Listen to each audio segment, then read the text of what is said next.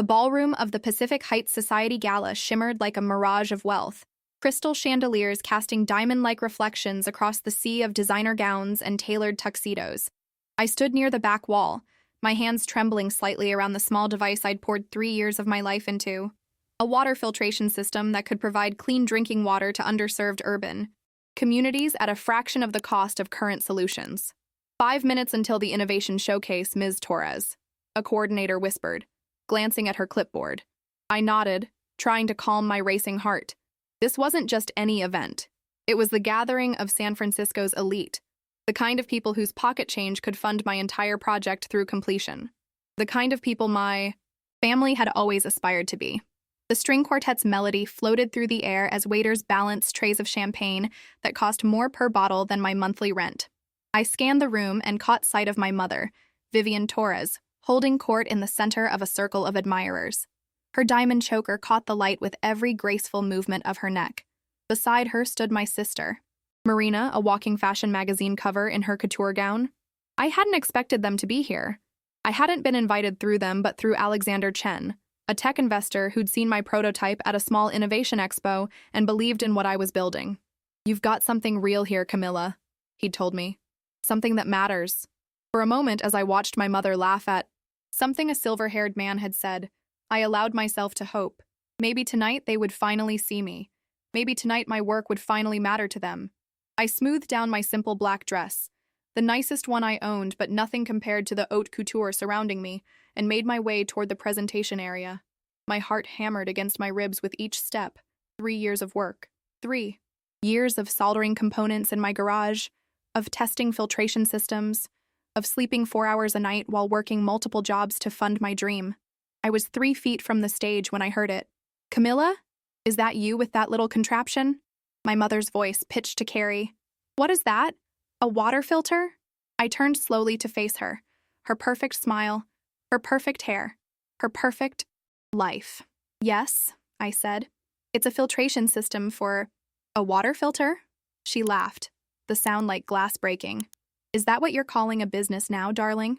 The circle around her grew quiet, attention shifting to our exchange. Marina smirked beside her. It's not just any filter, Mom. It can process contaminated water at a rate 10 times faster than current systems, and the cost is... The only thing this is filtering is your relevance, sweetheart, my mother interrupted, drawing appreciative chuckles from her audience. Really, there are so many worthy career paths we discussed. Why waste your talents on this? The words hit like physical blows. My face burned hot with humiliation as laughter rippled through the gathered elites. In that moment, I felt infinitely small, my years of work reduced to a punchline. I opened my mouth, but no words came. The coordinator touched my arm gently. Ms. Torres, you're up. But before I could move, my mother's voice rose again, this bright and excited. Oh, everyone, I almost forgot to mention Marina and I are flying to Dubai tomorrow. Alessandra Vittori has personally invited us to her luxury fashion retreat. The guest list is absolutely exclusive. More impressed murmurs. More approving nods. Her new handbag collection is revolutionary, Marina added, glancing at me pointedly. Now that's innovation worth investing in. As they laughed, I walked woodenly toward the stage, my mother's words echoing in my ears. I gave my presentation to polite but disinterested faces, watching potential investors check their watches and phones. The few questions asked were perfunctory at best. It wasn't until 3 days later, sitting in my small co-working space in San Diego, editing a pitch video for a micro-investment campaign, that my phone rang with my father's name on the screen. Camilla, he said, his voice stripped of its usual confidence. We need to talk. The family. We've lost everything. The first thing I remember, building was a solar-powered toy car when I was 8. I'd taken apart my remote-controlled Jeep, much to Marina's horror.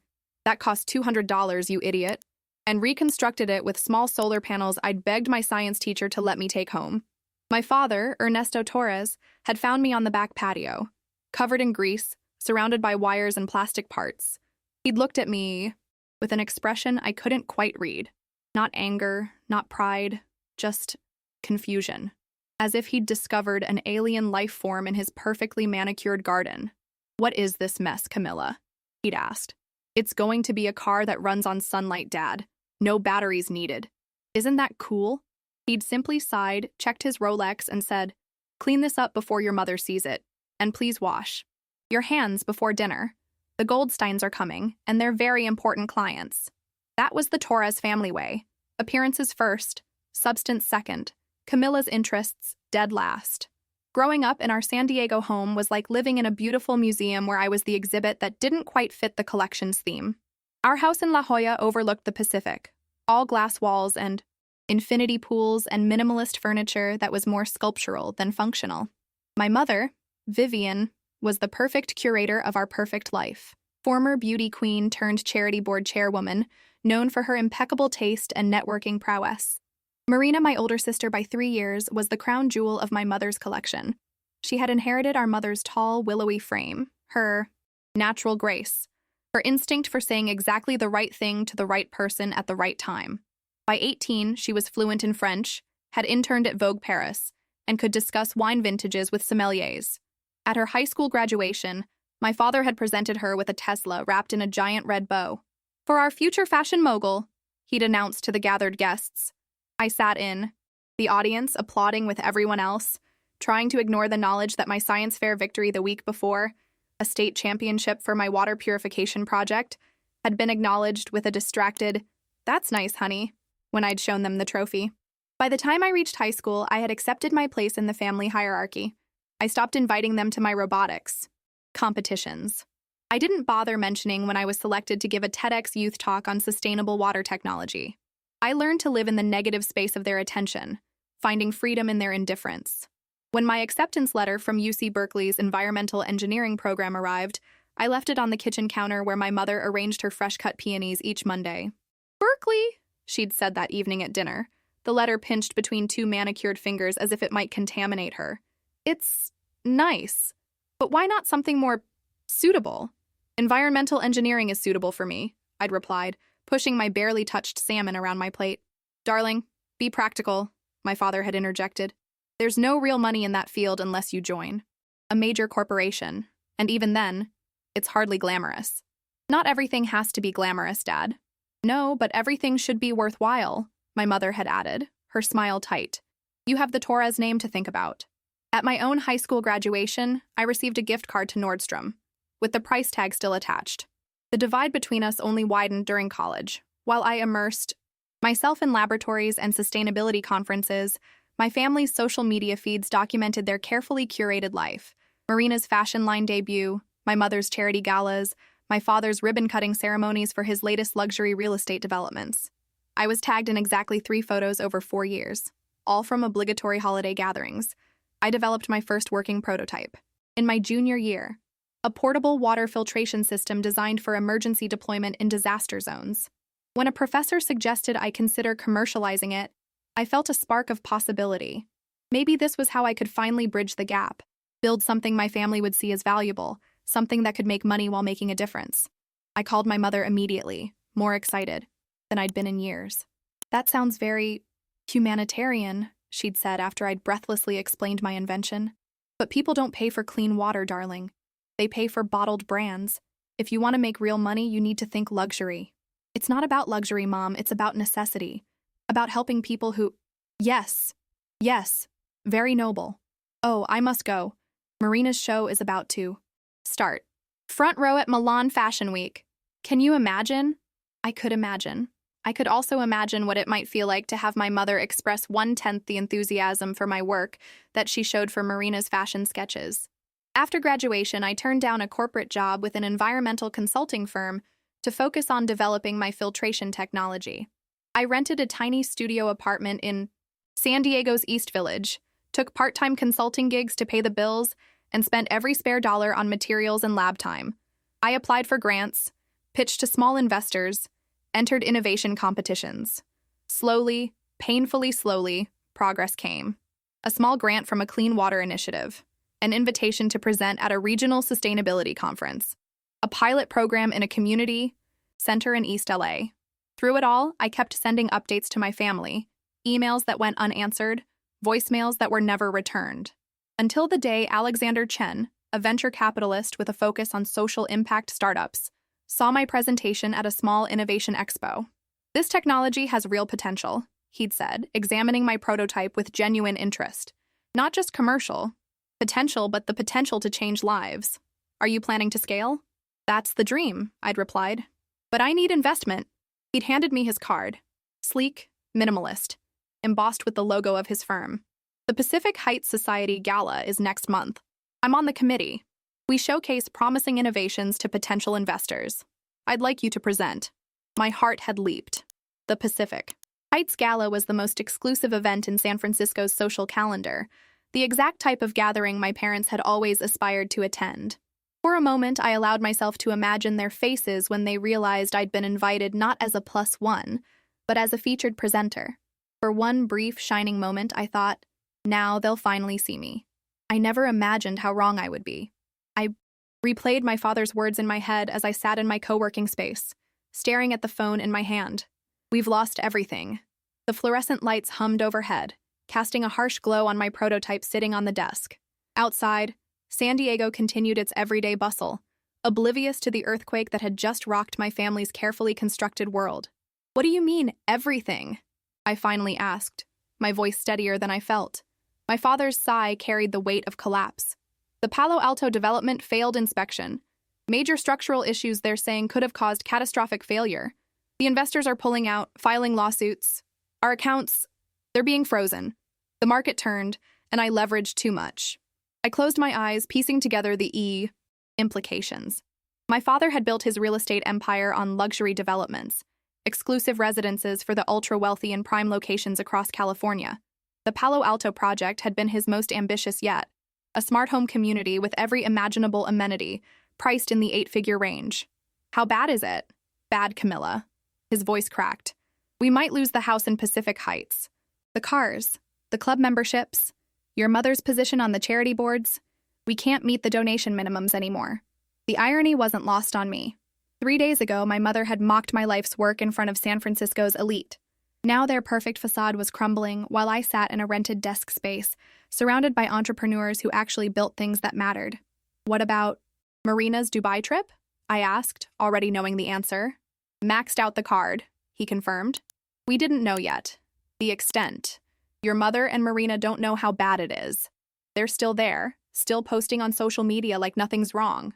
I don't know how to tell them. Something cold and hard settled in my chest. Why are you calling me Dad? The pause stretched between us, filled with years of dismissal, of invisibility. Because you've always been good with money, Camilla. Practical. And, well, Alexander Chen mentioned to a mutual friend that your project received some investment rounds. Not huge, but maybe you could help the family now, just to get us through until I can reorganize. You're successful, in your own way, in my own way. The qualifier stung worse than any insult. Even now, asking for my help, he couldn't acknowledge the value of what I'd built without diminishing it. I looked around at my modest workspace, at the prototype I'd refined through countless iterations, at the wall covered in user testimonials from the community center where we'd launched our pilot, families with children who no longer suffered from waterborne illnesses, elderly, residents who didn't have to carry heavy water bottles up flights of stairs. My first investment round had been modest, enough to hire 2 part-time engineers and secure proper manufacturing for the initial units. Every dollar was allocated to scaling production, to reaching more communities, to refining the technology. I'm sorry, Dad, I said quietly. I only invest in projects that actually matter. The silence that followed was absolute. I could almost see him, standing in his home office with its panoramic views of the bay, his carefully cultivated world disintegrating around him. Camilla, please, he finally whispered. We're family. Were we? I asked, the question genuine rather than cruel. When was the last time you asked about my work because you cared, not because you needed something from it? That's not fair. We've always supported you. No, Dad. You tolerated me. There's a difference. I heard him inhale sharply. So that's it? You're turning your back on us when we need you? The accusation hit its mark, piercing the armor I'd built over years of indifference. For a moment, guilt flooded me. Wasn't I being exactly what they'd always accused me of? Selfish, impractical, stubborn? Then I remembered the community center director's words when we'd installed our first system. You're not just giving us clean water, Ms. Torres. You're giving us time. Time not spent boiling water or carrying bottles. Time to live our lives. I'm not turning my back on anyone, I said firmly. My investors trusted me with their money to build something that helps people who truly need it. I won't betray that trust, even for family. Your mother was right about you, my father said, his voice hardening. Always the idealist, never understanding how the real world works. Maybe I understand it better than you think, I replied. Goodbye, Dad. I ended the call and sat motionless, staring at the wall. No tears came. Instead, a strange sense of clarity washed over me, as if I'd finally stepped out of a fog I hadn't realized I'd been living in. My phone buzzed with a notification, an email from Alexander Chen. Camilla, despite the rocky reception at the gala, your presentation caught the attention of Eliza Wharton from Watercourse Ventures. She's interested in discussing a potential partnership. This could be significant. They specialize in scaling technology for global markets. Call me. I stared at the screen, reading and rereading the message. Watercourse Ventures was a major player in sustainable technology investment. Their backing could take my project from local impact to global reach. As the implications sank in, my phone buzzed again. A LinkedIn notification. Robert Hayes, a prominent tech journalist who had attended the gala, had posted an article titled, Innovation versus Inherited Privilege, the Future of Impact Investing. The excerpt visible in the notification read, While watching presentations at the Pacific Heights Gala, I witnessed a perfect microcosm of the changing landscape in Silicon Valley. A young engineer named Camila Torres presented a revolutionary water filtration system that could transform access to clean, water in underserved communities. More telling than her innovation was the dismissive response from established elites, including, ironically, members of her own family. True innovation is often dismissed by those clinging to old power structures. My hands trembled as I clicked to read the full article. Hayes had written a scathing critique of the old guard of Silicon Valley philanthropy, contrasting their focus on glamorous galas with the practical, scalable solutions offered by a new generation of social entrepreneurs. He'd used my mother's dismissal of my work, which he'd apparently overheard, as his central example. The article was already gaining traction, being shared across platforms by voices in the sustainability and social impact space. My inbox began filling with connection requests, meeting invitations, expressions of support. The narrative was shifting, but not in the way I had ever imagined. Not through revenge or vindication, but through the simple power of truth recognized. What I was building mattered. Outside my window, the sun was setting over San Diego, painting the sky in deepening shades of orange and pink. For the first time in years, I felt truly seen. The week after my conversation with my father unfolded like a fever dream. Hayes's article had created a ripple effect I couldn't have anticipated. My phone rang constantly with calls from journalists, potential investors, and sustainability advocates. My modest social media following exploded overnight as people shared screenshots of the article alongside supportive messages. You're trending, said Dion, my part-time lab assistant, sliding a coffee across my desk. Dark circles shadowed her eyes. We'd been working 16-hour days to prepare for our meeting with Watercourse Ventures. Not me, I corrected, scrolling through Twitter. The story is trending. The contrast makes good copy. Privilege versus practicality. Don't downplay this, Dion insisted. You've been grinding for years while those Pacific Heights types sipped champagne. It's about time people saw the difference. I sighed, closing my laptop. They're still my family, Dion. Family that publicly humiliated you and then asked for your money. She reminded me, her expression softening. How are you really doing with all that? The truth was, I didn't know. Every time my phone displayed a news alert about my father's collapsing business empire, I felt a complex tangle of emotions. Vindication immediately followed by guilt, then sadness, then a strange sense of freedom. The Torres name that had been both my burden and my birthright was transforming in the public consciousness, but not in the way my parents had envisioned. I'm focusing on what I can control, I said finally. And right. Now that's making sure we nail this presentation for Watercourse. Our meeting was scheduled for Thursday at their San Francisco headquarters, a sleek, LEED-certified building overlooking the bay. I'd booked the cheapest flight possible, and a hostel within walking distance. Every dollar counted now that we were so close to securing meaningful investment. The morning of the meeting, I stood on the sidewalk outside the Watercourse building, my prototype in a custom carrying case, wearing the same black dress from the gala, the nicest thing I owned. Taking a deep breath, I pushed through the revolving door into the lobby. Ms. Torres? A receptionist greeted me immediately. Ms. Wharton is expecting you, 15th floor.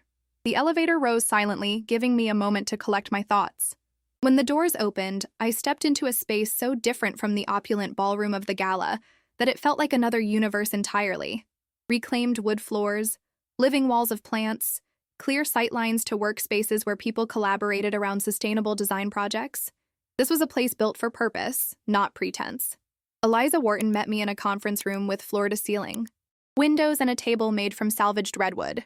In her early 50s, with steel gray hair cut in a precise bob and eyes that missed nothing, she embodied the new generation of impact investors, less concerned with social climbing than with measurable results. "Camilla," she said, shaking my hand firmly, "I've been following your work since the East LA pilot, even before the gala." I blinked in surprise. "You knew about the community center installation?" "I make it my business to know where real innovation is happening," she replied, gesturing for me to sit. "The gala just confirmed what I already suspected, that you're building something that matters." For the next 2 hours, we discussed technical specifications, manufacturing challenges, distribution models, and scaling strategies. I presented data from our pilot program, decreased illness rates, improved water quality metrics, reduced plastic waste. Eliza asked pointed questions about material sourcing, environmental impact, and community engagement. "Your technology is solid," she concluded, setting down her tablet. "But what impresses me most is your commitment to the communities you serve. This isn't a vanity project for you?" "No," I agreed. "It never was." She leaned forward, her expression intent. "I'll be direct. Watercourse is prepared to offer you a Series A investment of $2.5 million with an option for additional funding in Phase 2. We'd take a 20% equity stake, but you'd maintain controlling interest and continue as CEO. The number hit me like a physical force. It was more than 10 times what we'd raised through our previous rounds combined. Enough to move beyond pilots to full implementation in multiple cities. Enough to hire a real team. Enough to secure manufacturing partners who could produce at scale. "That's substantial," I managed, fighting to maintain my composure. "It's proportionate to what we believe you can achieve," Eliza replied. "And there's something else. Local news in East LA picked up a story about your pilot program yesterday. The timing is coincidental, but fortuitous." She turned her tablet to show me a video clip from a local news station. A reporter stood outside the community center where we'd installed our system, interviewing residents about the impact it had made on their daily lives. "My grandmother doesn't have to carry those heavy water bottles up 3 flights of stairs anymore," said a teenage girl, her expression earnest. "And my little brother's skin condition cleared up once we started using the filtered water for his baths." The camera panned to show children filling water bottles directly from our system, elderly residents gathered around it chatting, community health workers explaining the benefits to new users. "This isn't just technology, Camilla," Eliza said quietly. "This is transformation." I swallowed hard against the sudden tightness in my throat. "When could we begin?"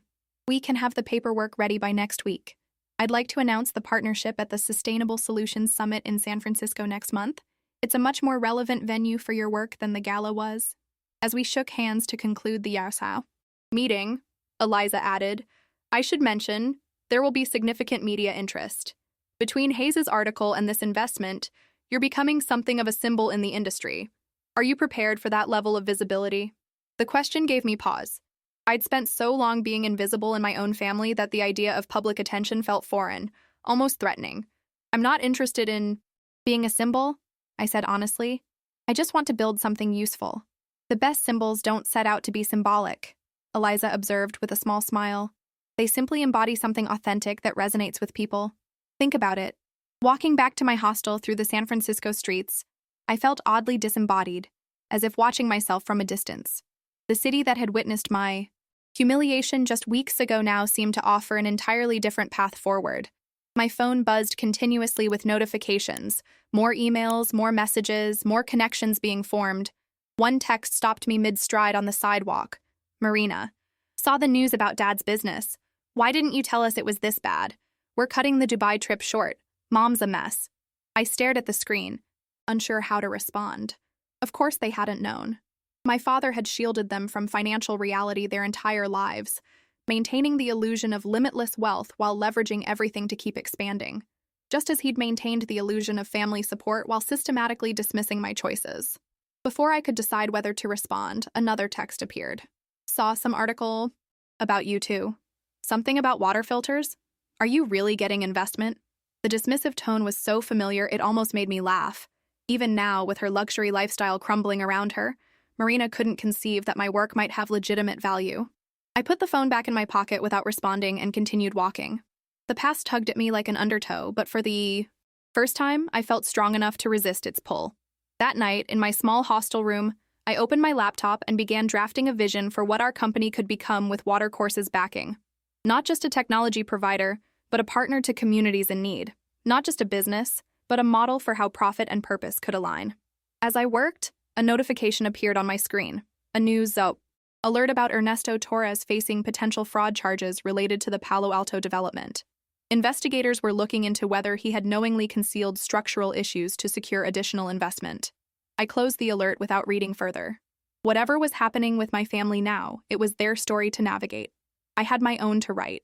The Sustainable Solutions Summit transformed the San Francisco Convention Center into a showcase of innovation, solar technologies, biodegradable materials, carbon capture systems, and at the center of the main exhibition hall, our water filtration system. After signing with Watercourse, we'd rebranded as Clearflow Technologies and expanded our team to 12 people, including engineers, community outreach specialists, and operations experts. 5 minutes until the keynote, Camilla, said Raphael, our newly hired communications director.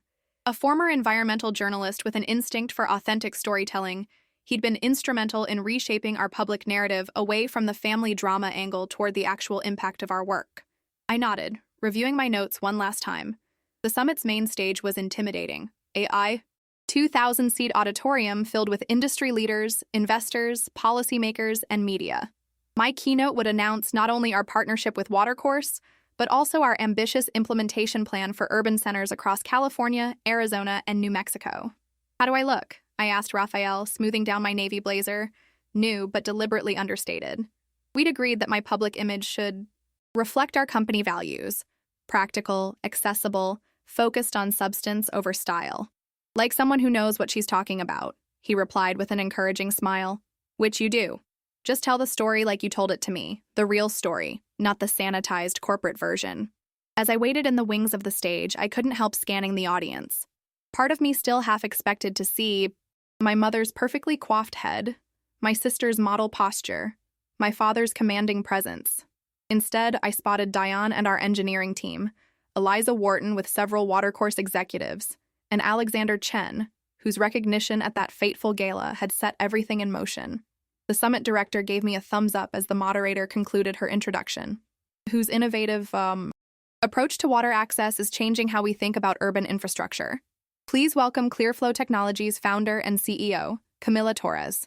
The applause washed over me as I walked on stage, my presentation ready to project behind me.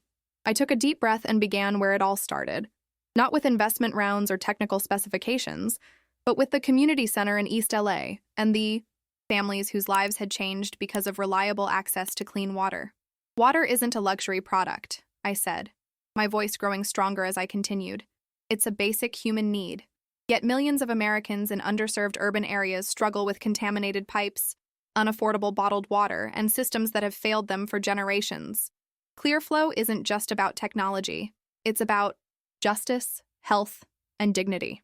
As I spoke, images appeared behind me. Real people using our systems, data visualizations showing health outcomes, maps of our planned implementation sites. The audience leaned forward in their seats, engaged not by spectacle, but by substance.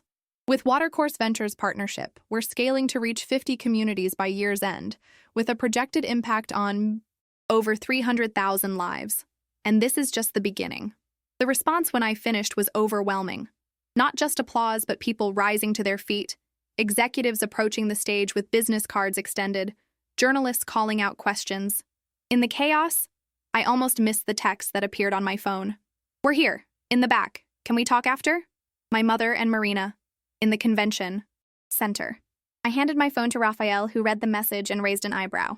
Your call, boss. I can run interference if you need time. No, I said after a moment. I should talk to them. But can you stay close? Like a shadow, he promised.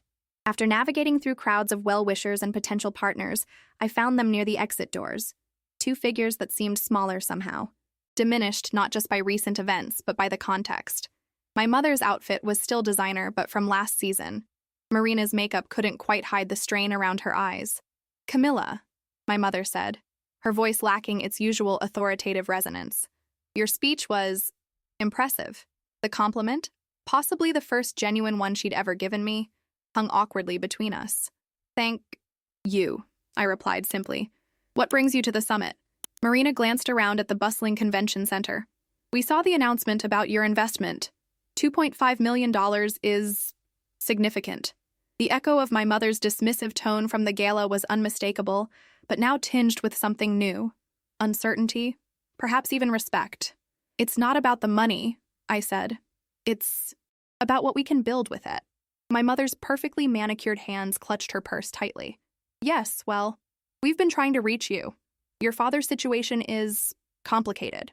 The legal issues are mounting, and we've had to move out of Pacific Heights. Temporarily, of course." The unspoken request hung in the air between us. Even now, they couldn't bring themselves to ask directly, to acknowledge that they needed my help, not just financially, but as a connection to the world they'd been ejected from. "I'm sorry you're going through this," I said, and meant it. "It must be difficult." "Difficult doesn't begin to cover it," Marina snapped. "Do you know what it's like to have everyone talking about you, judging you, to lose everything overnight?" I met my sister's gaze steadily. "Actually, I do. The difference is I never had much to lose. And what I'm building now isn't about status or appearance. It's about impact." My mother's expression shifted, something like understanding flickering across her features. "We didn't see it," she said quietly. "What you were creating. We didn't understand." It wasn't quite an apology, but from Vivian Torres, it was unprecedented. Humility. Raphael appeared at my elbow. "Sorry to interrupt, but the Watershed Coalition representatives are waiting for our meeting." I nodded gratefully. "I have to go, but..." I hesitated, then made a decision. "I'm having a small dinner at my place on Sunday. Nothing fancy, just the team celebrating our first major milestone. You're welcome to join if you'd like to understand more about what we do." The invitation surprised them as much as it surprised me. My place was a modest apartment in the Mission District that I'd rented after the watercourse deal. Not a showpiece, but a comfortable home with an open kitchen where my team often gathered to brainstorm over takeout and whiteboards. "Sunday," my mother repeated, as if testing the word. "Yes, I think we could manage that." As they left, Raphael gave me a questioning look. "You sure about this? They don't exactly seem like the most supportive family members." "They're not," I agreed. "But maybe they can learn." I did. The rest of the summit passed in a blur of connections, conversations, and opportunities. By Sunday evening, when I was setting out plates on my dining table, my mind was still racing with possibilities, partnerships with municipalities, collaborations with housing advocates, potential expansion into rural areas.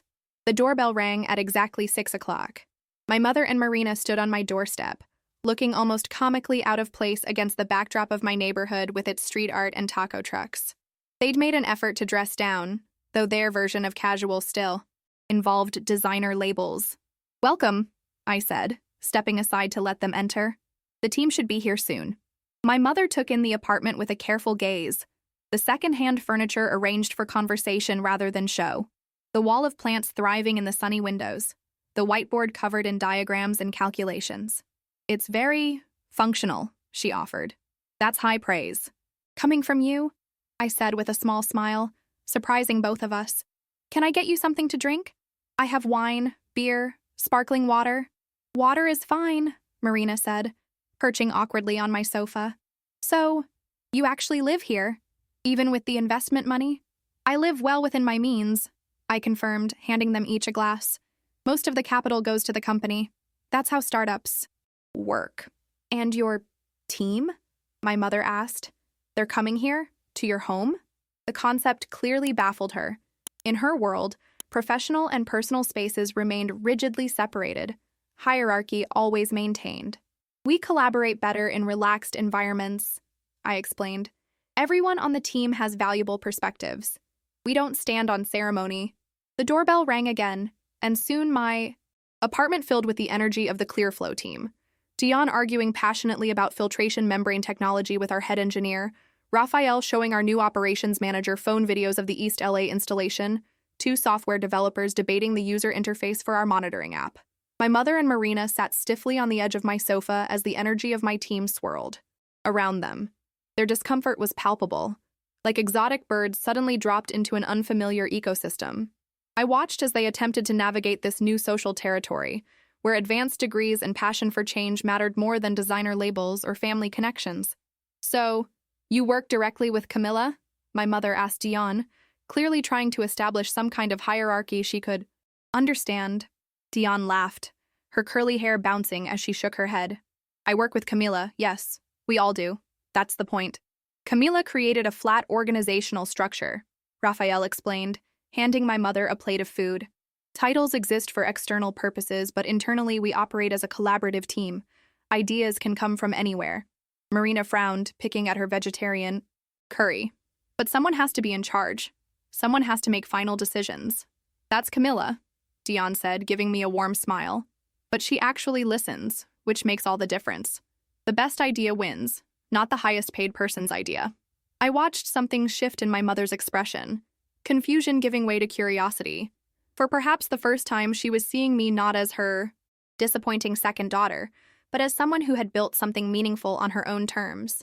"Tell me about the communities you're working with," she said suddenly, setting down her fork. "The real impact.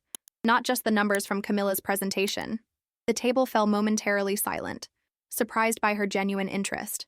Then Raphael leaned forward, his eyes lighting up as he described the changes we'd documented in the East LA pilot: reduced absenteeism in local schools as waterborne illnesses decreased, elderly residents reporting improved quality of life, community gardens flourishing with reliable water access.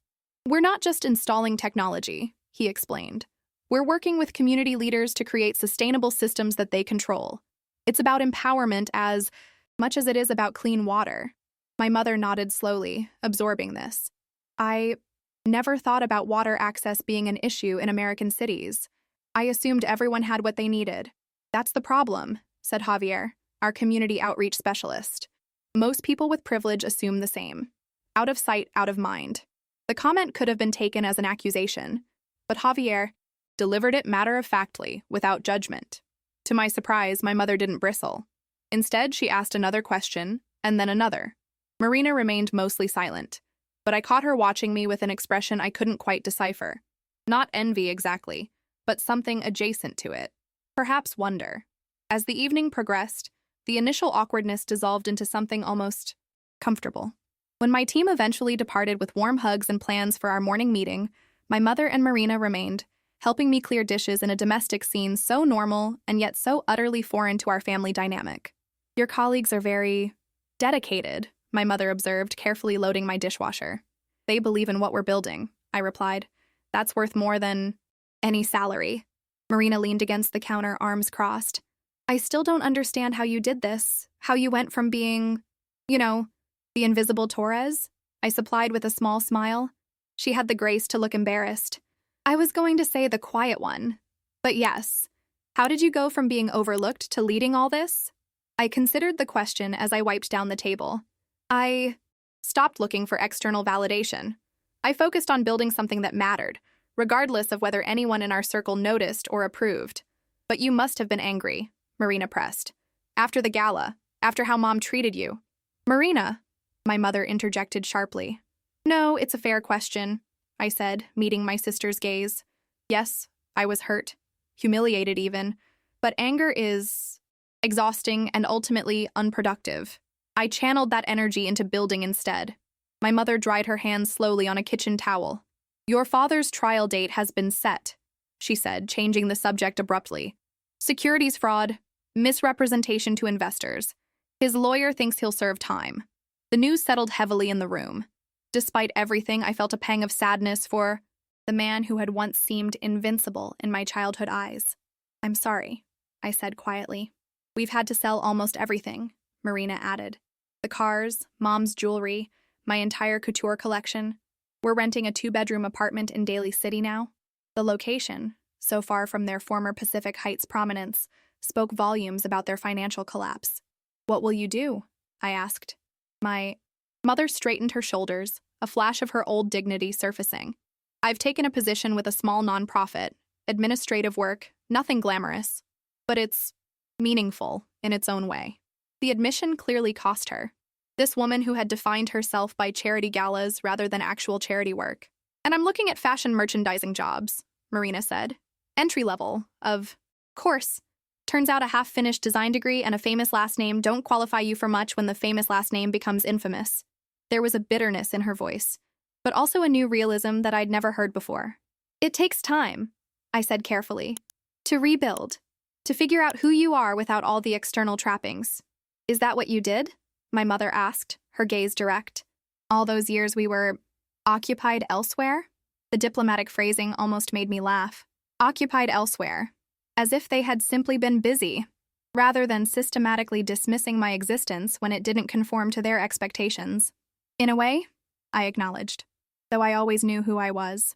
You just couldn't see it. A heavy silence fell between us, filled with years of missed connections and misaligned values. Would you, my mother began, then hesitated. Would you be willing to speak with your father before the trial? The request caught me off guard. What could I possibly say that would help? I don't know, she admitted. But he asks about you, about your company. I think he's trying to understand what he missed. I thought about my father, the man who had measured worth in square footage and property values, who had dismissed my work until it came with a dollar figure attached. There was a certain tragedy in the fact that even now, facing the consequences of his own actions, he was focused on what he had missed rather than what he had done. I'll think about it, I said finally. When they left that night, the goodbye was awkward. None of us quite knowing the protocol for this new, tenuous connection. Not quite reconciliation, but a careful step beyond estrangement. Thank you for dinner, my mother said formally. Then, with visible effort, I'm proud of what you've built, Camila. The words I had longed to hear for decades landed with surprising lightness. They mattered, yes, but far less than they once would have. I had built my own foundation of value, one that didn't depend on their recognition. Good luck with your new job, I replied sincerely. Both of you. After they left, I stood at my window overlooking the vibrant Mission District street below. The neighborhood was alive with people from all walks of life. Artists, immigrants, tech workers, families, all coexisting in a community that valued diversity over exclusivity.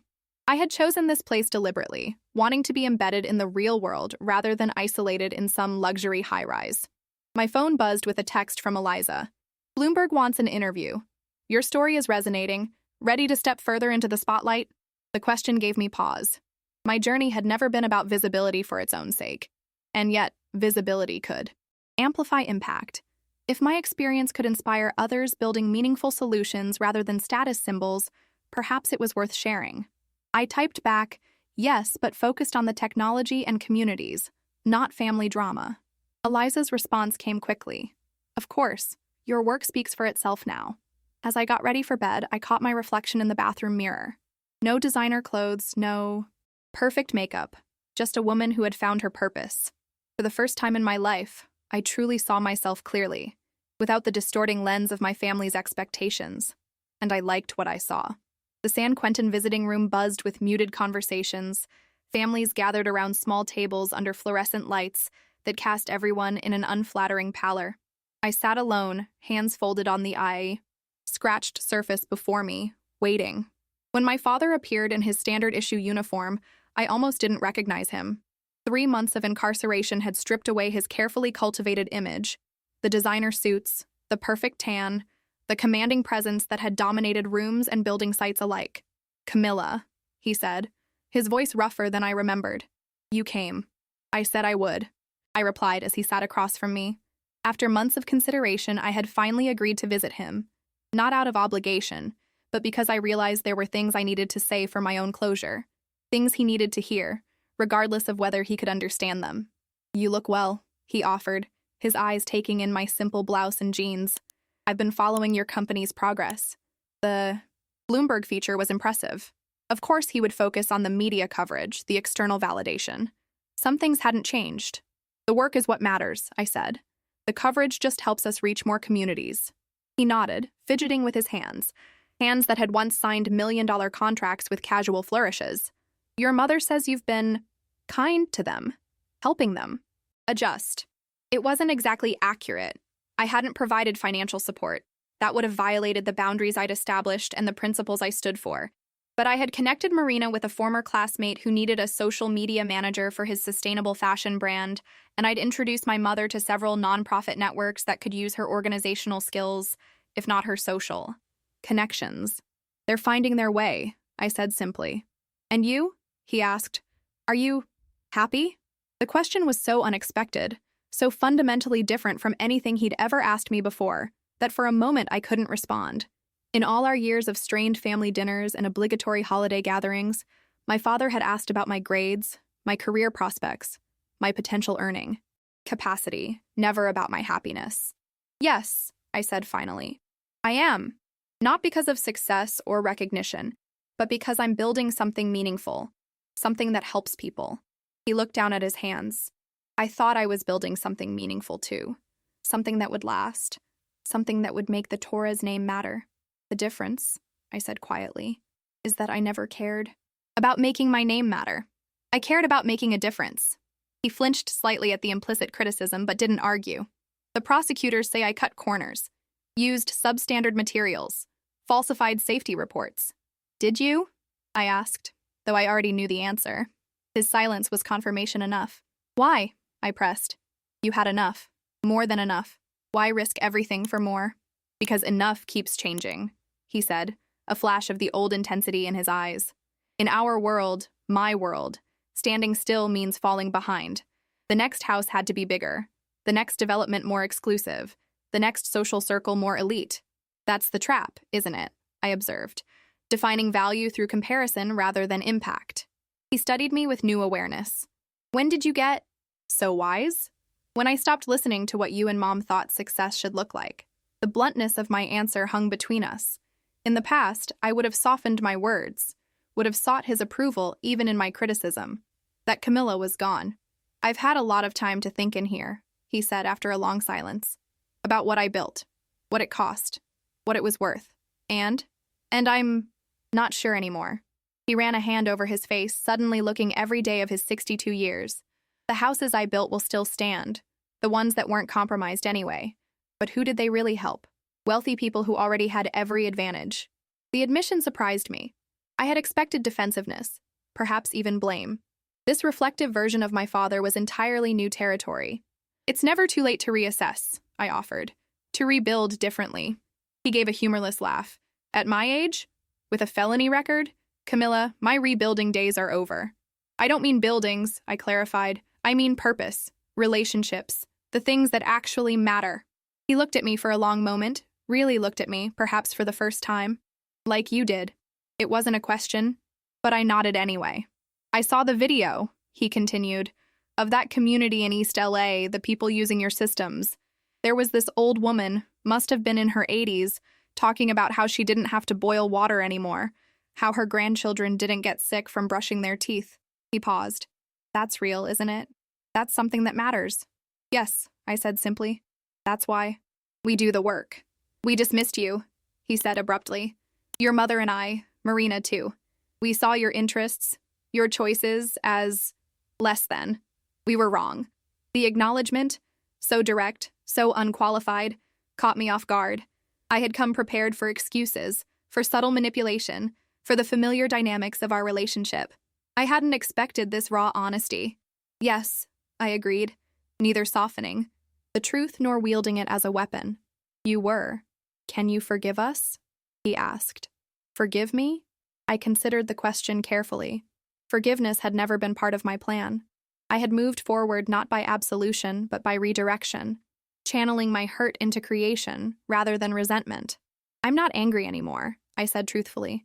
But forgiveness isn't something I can just pronounce like a magic spell.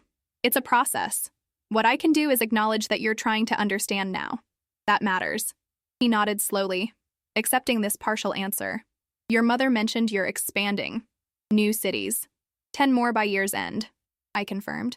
And we're developing a smaller version for individual household use in areas with contaminated groundwater. That's remarkable. It's necessary, I corrected gently. As our visiting time neared its end, My father seemed to struggle with something.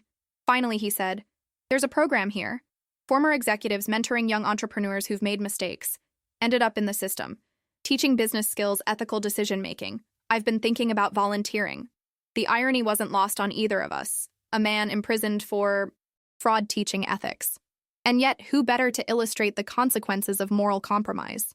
"I think that could be valuable," I said. "For them and for you." He nodded, relief evident in his expression. Would you tell me more about your work next time? If there is a next time?" The request was tentative, free of the entitlement that had characterized our relationship for so long. "I'd like that," I said, surprising myself with the realization that I meant it. As I left San Quentin that day, the contrast between my life now and where I had been a year ago struck me with full force. The humiliated daughter standing in the back of a glittering ballroom had transformed into a woman walking her own path, secure in her purpose. That evening, as I prepared for a video call with community leaders in Phoenix, our next implementation site, I received an email from Hayes, the journalist whose article had first amplified my story. "Camilla, I'm working on a follow-up piece about innovation that prioritizes impact over profit. Your ClearFlow model is a prime example. The angle, redefining success, the new metrics of value. Available for an interview next week?" I smiled at the timing, at how perfectly it captured the evolution of my journey. I had never set out to redefine success, only to create something meaningful by my own standards. Yet in doing so, perhaps I had contributed to a larger conversation about what truly constitutes value in our society. I typed back a simple response. "Yes. Let's talk about what really matters." 2 years passed with the momentum of a river finding its natural course. ClearFlow expanded from our initial pilot to 37 communities across 6 states, each installation bringing its own stories of transformation. We developed a household unit for rural areas with contaminated groundwater, partnered with municipal governments to address aging infrastructure in underserved neighborhoods, and launched a nonprofit arm to bring our technology to regions with limited resources. Our team grew to 60 people, engineers, community specialists, educators, administrators, all aligned with our core mission of equitable water access. We moved to larger offices in San Diego's East Village, but maintained the collaborative culture that had defined us from the beginning. The walls were covered with photos from implementation sites, letters from community members, and whiteboards filled with ideas for technical improvements. On a crisp autumn morning, I stood before our assembled team, heart racing with anticipation. As many of you know, we've been in discussions with several potential partners about our next phase of growth, I began. Today, I'm thrilled to announce that the World Health Organization has selected ClearFlow for their Global Water Access Initiative. This means our systems will be implemented in 15 countries across 3 continents over the next 5 years. The room erupted in applause and cheers. This wasn't just expansion, it was validation of our approach on a global scale. Recognition that what we had built here could transform lives worldwide. This wouldn't be possible without every person. In this room, I continued once the celebration quieted, from our engineering team who refined the technology, to our community specialists who ensured we were meeting real needs, to our operations staff who made it all happen seamlessly. This is your achievement. As the team dispersed to their work with renewed energy, Dion approached me with a knowing smile. "So, are you going to tell them the other news?" I shook my head. "One announcement at a time. Let's enjoy this moment." The other news was personal. After years of focusing exclusively on building ClearFlow, I had finally found space in my life for a relationship. Michael was the environmental policy attorney I'd met during a water rights conference in Colorado. Our connection had developed slowly, built on shared values and mutual respect rather than the superficial attractions my parents would have prioritized. He understood my dedication to my work, my need for independence, and my complicated family history without judgment. "Speaking of family," Dion continued, "isn't your mother's nonprofit event tonight?" I nodded, checking my watch.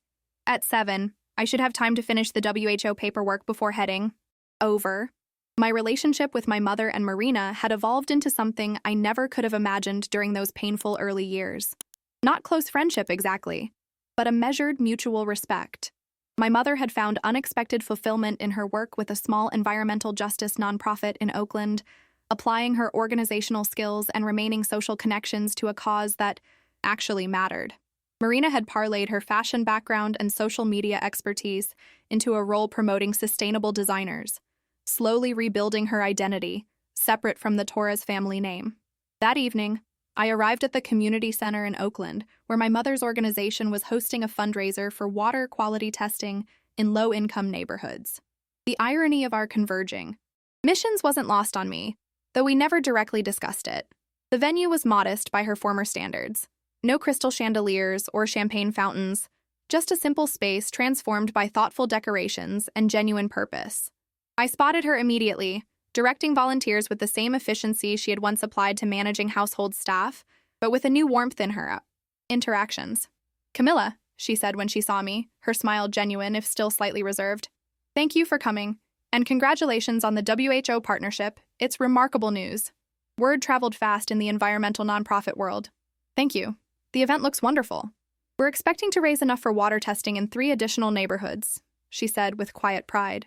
"Not on the scale of Clearflow, of course, but meaningful for these communities." "Scale isn't everything," I replied. "Local impact matters tremendously." She nodded, a flicker of understanding passing between us. For a woman who had once measured success in square footage and social connections, this represented profound growth. "Marina's bringing a guest tonight," she mentioned, changing the subject. "Someone from her sustainable fashion network. She seems excited." The careful neutrality in her tone made me smile. My mother was learning to let go of her expectations for her daughters' lives, to see our choices as valid even when they differed from her vision. "I'm bringing someone too," I admitted. "Michael, the attorney I mentioned." Surprise flickered across her face, followed by a careful restraint that wouldn't have been possible in her former life. No questions about his family background, his income, his social connections. Instead, she simply said, "I look forward to meeting him."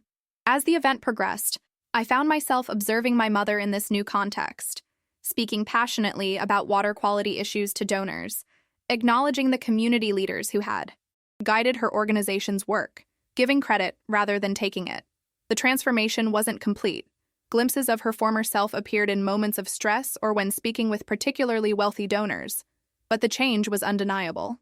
Marina arrived with her guest, a tall woman with a pixie cut and an easy laugh who designed upcycled clothing from textile waste.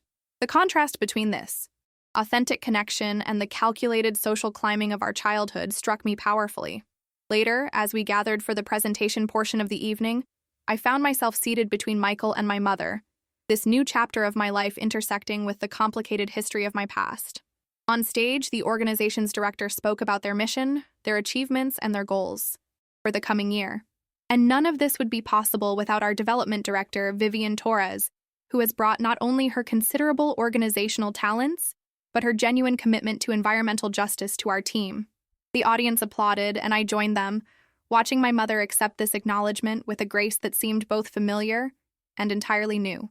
This wasn't the calculated social performance of her Pacific Heights days, but something more authentic, pride in work that actually mattered. After the presentation, as people mingled over modest refreshments, my mother drew me aside. "I spoke with your father yesterday," she said quietly.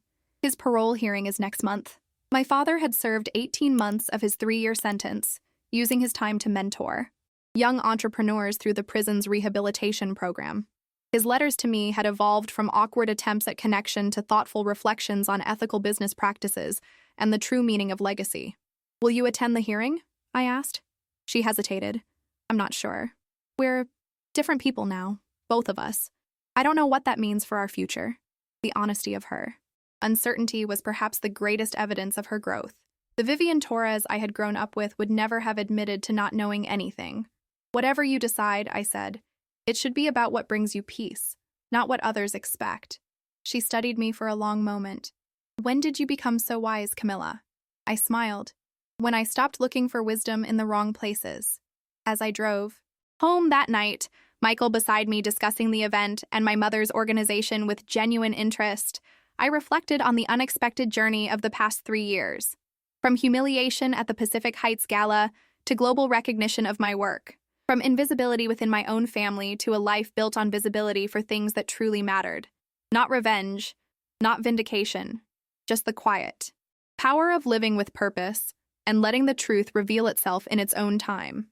The Pacific Heights Society Gala looked different through the lens of 3 years' perspective. The same crystal chandeliers hung from the ornate ceiling, the same string quartet played in the corner, the same wealthy elites circulated with champagne flutes in hand. But I was different, and that changed everything. This time, I wasn't lurking nervously at the back with a prototype in hand. I was an invited keynote speaker, my name printed on the program between a Nobel laureate and the CEO of a major foundation. This time, I wore a simple but elegant sustainable silk dress designed by one of Marina's clients, comfortable in my own skin and clear in my purpose. Ms. Torres, 5 minutes until your introduction, the event coordinator informed me with the deference reserved for distinguished guests. I nodded my thanks, scanning the room not out of anxiety, but curiosity. Many faces were familiar from industry events and conferences, but the social dynamics had shifted. The traditional elites now mingled with a new generation of innovators and impact investors, the conversation flowing between luxury real estate and sustainable technology with equal animation. Nervous? Alexander Chen appeared at my elbow, a friendly face in the crowd. It was his recognition at this very gala 3 years ago that had set everything in motion, though neither of us could have predicted the path that would follow. Not nervous, I replied with a smile, just reflecting on how much has changed. Not just for you, he observed. The entire landscape has shifted. Impact investing is mainstream now. Companies like Clearflow are leading the way rather than fighting for attention. It was true. The past 3 years had seen a fundamental shift in how success was measured in certain circles. Profit still mattered, of course, but purpose had gained equal footing. Companies that could demonstrate genuine social impact alongside financial sustainability were now the most sought-after investments. Alexander's gaze moved past me, and his expression shifted subtly. Speaking of change, I turned to see my father entering the ballroom, Marina at his side. He moved differently now, the commanding presence of his developer days replaced by a more measured carriage. His suit was well-tailored, but conservative, his handshake with the greeter respectful rather than dominant. 8 months out of prison, he was rebuilding his life with careful humility. Marina caught my eye and waved, guiding our father through the crowd toward us. Since his release, he had been working with a sustainable building consultancy, applying his decades of construction knowledge to projects focused on environmental responsibility and affordable housing. The irony wasn't lost on any of us, but there was something genuine in his commitment to this new path. Camilla, he said when they reached us, his voice warm but careful. The relationship we had built during his incarceration remained fragile, defined by honest conversation rather than obligatory family ties. Alexander, good to see you both. Ernesto, Alexander replied with professional courtesy. Marina was just telling me about your work with Horizon Development. Their affordable housing project in Oakland is impressive. A small role, my father said with uncharacteristic modesty. I'm learning every day. The conversation flowed with surprising ease, interrupted only when the coordinator approached to escort me to the stage. As I made my way to the podium, I felt the weight of the journey that had brought me to this moment. Not just professional success, but personal clarity. It is my great pleasure to introduce our keynote speaker, the MC announced. Camilla Torres, founder and CEO of Clearflow Technologies, recently named to Fortune's 40 Under 40, and recipient of the Global Innovation Award for her revolutionary work in water access technology. Her company's systems now serve over 2 million people across 12 countries, proving that profit and purpose can align to create lasting change. The applause was generous, the audience attentive as I took my place at the microphone. For a brief moment, I remembered standing in this same room 3 years ago, my mother's dismissive laughter cutting through the ambient noise, the humiliation burning in my chest. 3 years ago, I stood in this very room with a prototype water filtration system and a belief that technology should serve everyone, not just those who can afford luxury. I began. That night didn't go quite as planned. A ripple of knowing laughter moved through the audience. My story had become something of a legend in certain circles, though I had never publicly discussed the family dynamics involved. But that moment of rejection became a catalyst for clarity. Sometimes our greatest setbacks reveal our truest path forward. I spoke not about the personal drama, but about the journey of Clearflow, the communities transformed, the partnerships built, the lessons learned. I shared stories from East LA, from rural Arizona, from urban centers in Brazil and Kenya. I talked about redefining success through impact rather than accumulation, about measuring value by lives improved rather than profits generated. The greatest privilege of this work isn't recognition or financial reward, I concluded. It's witnessing transformation, not just in communities gaining access to clean water, but in how we collectively define progress. What truly matters isn't what we accumulate, but what we create. Not how we're seen, but what we help others see. The response was immediate and overwhelming. A standing ovation that filled the ballroom with energy entirely different from the polite disinterest of 3 years ago. As I stepped away from the podium, I caught sight of my father in the audience, his eyes bright with emotion.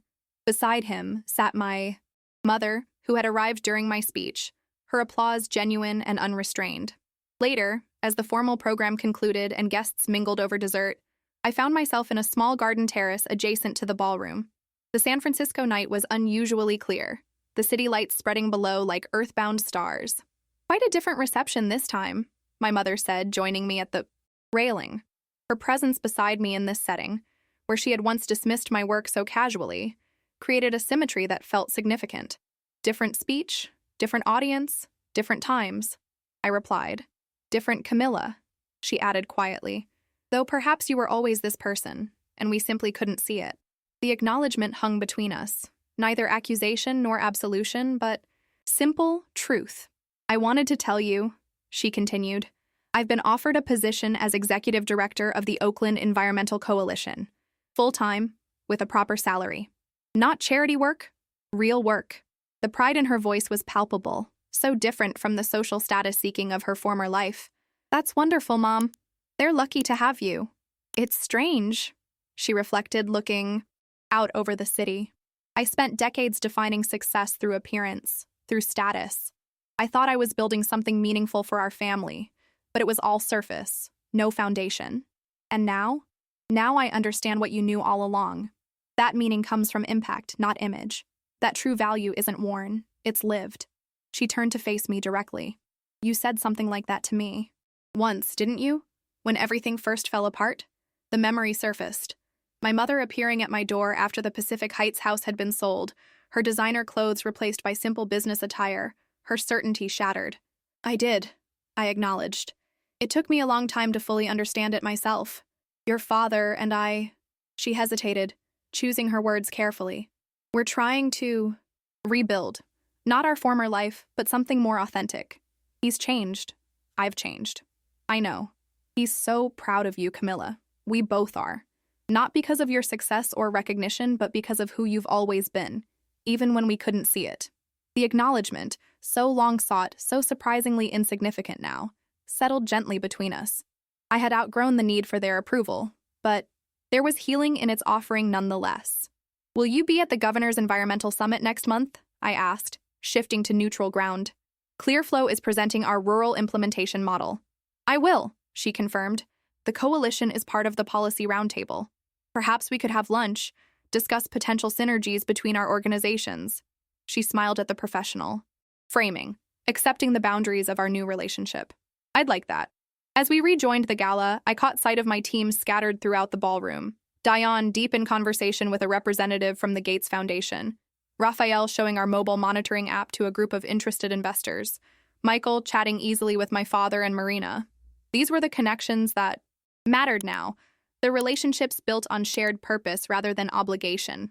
Later that night, after the gala concluded, Michael and I walked along the Embarcadero, the Bay Bridge illuminated against the dark water. How does it feel? He asked. Coming full circle like that? I considered the question carefully. Not quite a circle, I decided. More like a spiral, returning to similar places, but at a different level, with clearer perspective. Your speech was powerful, he said, especially the part about visibility. Not being seen, but helping others see. That's what I've learned through all of this, I replied. The humiliation at the gala, my family's collapse, Clearflow's growth. It was never about proving my worth to others. It was about creating something of genuine value, regardless of who noticed. He squeezed my hand gently, and now everyone notices. The irony isn't lost on me, I acknowledged with a small laugh, but the visibility matters only because it amplifies our impact, not because it validates me personally. We stopped walking, facing the bay where container ships moved silently across the dark water, carrying goods between worlds. In the distance, Alcatraz stood as a reminder of confinement and possibility, a former prison transformed into a site of education and reflection. I have news, Michael said after a comfortable silence. The UN Water Rights Initiative we've been discussing. They want to partner with Clearflow. Global implementation, starting with the most water-stressed regions. The significance of this opportunity, to scale our impact beyond anything we had yet imagined, took my breath away. When did you find out? Their representative confirmed it tonight at the gala. I wanted to tell you immediately, but it seemed right to wait until we were alone. I leaned against the railing, processing the implications. From a small prototype dismissed at a glittering social event to a global partnership that could transform millions of lives. Not because I had sought revenge or vindication, but because I had remained true to my purpose through humiliation and recognition alike. So what do you think? Michael asked, watching my face carefully. I smiled, the path forward suddenly crystal clear. I think that when you build something with genuine value, the world eventually notices. Not because you demanded attention, but because truth has its own gravity. He nodded, understanding the deeper significance behind my words. Status can be inherited, he quoted from my speech, but value must be earned. And sometimes, I added, completing the thought, the only way to be seen is to stop begging for visibility and start living with vision. The night air carried the scent of salt and possibility as we turned. Toward home, toward the future we were building. Not with diamonds or designer labels or social climbing, but with purpose, integrity, and the quiet power of work that truly mattered.